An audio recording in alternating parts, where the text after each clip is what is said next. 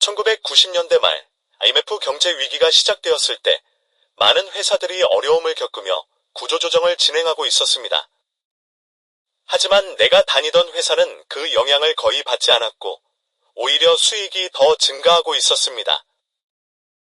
퇴출이나 명예퇴직이 다른 회사에서는 흔한 일이었지만 우리 회사에서는 남의 일처럼 느껴졌습니다. 그래서 다른 회사에서 우선적으로 정리되던 기혼 여성 직원들도 우리 회사에서는 큰 어려움 없이 계속 다닐 수 있었습니다.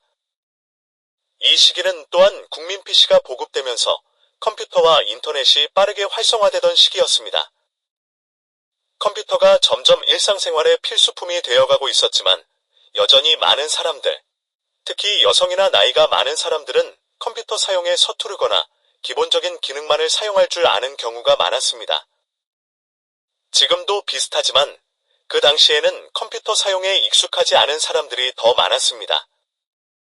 어느 날 옆 부서의 부장님이 점심을 같이 하자고 하셨습니다.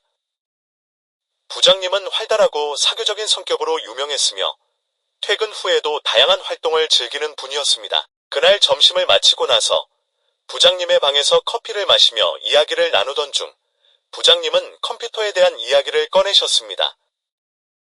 부장님은 내가 알려준 몇몇 웹사이트를 보고 큰 흥미를 느꼈다고 하셨습니다. 특히 그 당시에는 인터넷이 점점 보편화되던 시기였고 다양한 사이트들이 인기를 끌고 있었습니다. 하지만 며칠 후 부장님은 다시 나를 불러서 곤란한 상황이 발생했다고 말씀하셨습니다.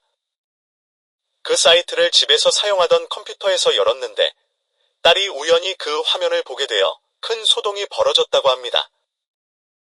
부장님은 이 일로 인해 가족과 함께 사용하는 컴퓨터에서는 더 신중해야 한다는 것을 깨닫게 되었다고 하셨습니다.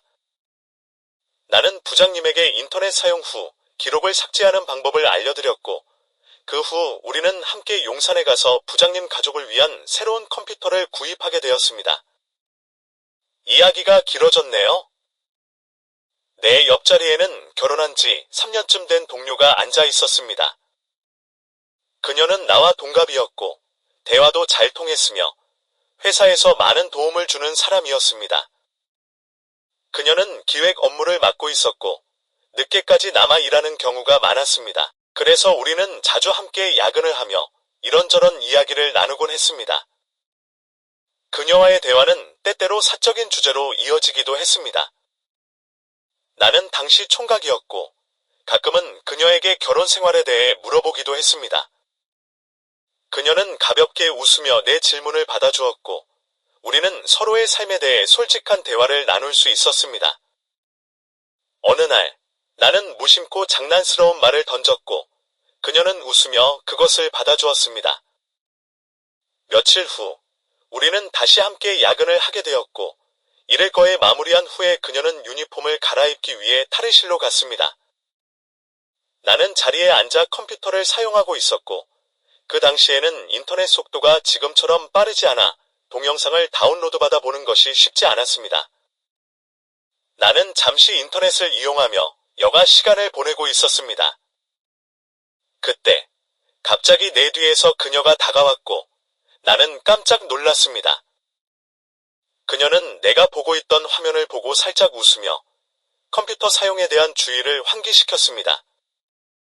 그녀는 장난스러운 태도로 나에게 다가왔지만 나는 그 상황이 더 이상 장난으로 받아들여지지 않기를 바랐습니다. 그녀는 나에게 업무 환경에서의 상호 존중이 얼마나 중요한지 상기시켜 주었고 그날 우리는 서로의 생각과 감정을 조금 더 이해하게 되었습니다.